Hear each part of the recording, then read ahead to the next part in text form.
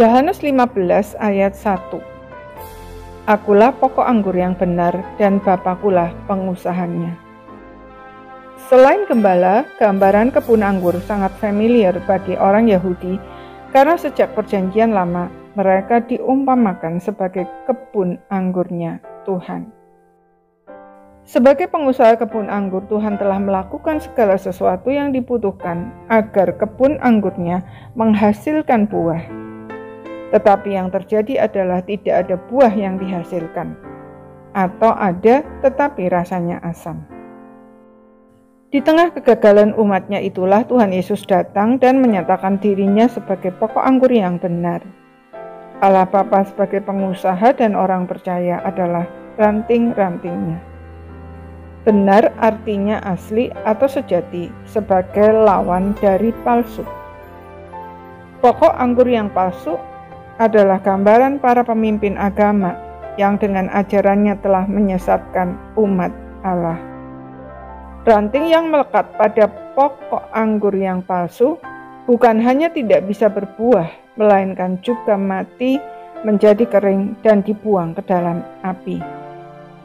Sebaliknya, ranting yang melekat pada pokok anggur yang sejati pasti berbuah, bahkan berbuah lebat, karena Bapa sebagai sang pengusaha akan senantiasa memotong dan membersihkan ranting yang berbuah dari semua yang mengganggu.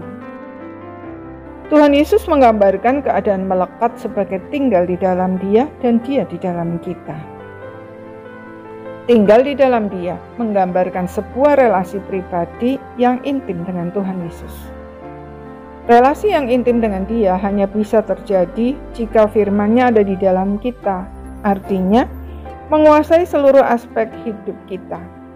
Dan bukan hanya berhenti di pikiran atau perasaan saja, melainkan menggerakkan kehendak kita untuk taat kepadanya dalam segala hal. Jadi, berbuah semata-mata adalah pekerjaan Tuhan, bukan pekerjaan kita.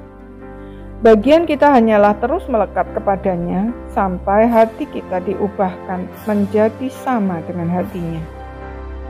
Ketika hati kita sama dengan hati Tuhan, maka kita boleh minta apa saja yang kita butuhkan agar bisa berbuah.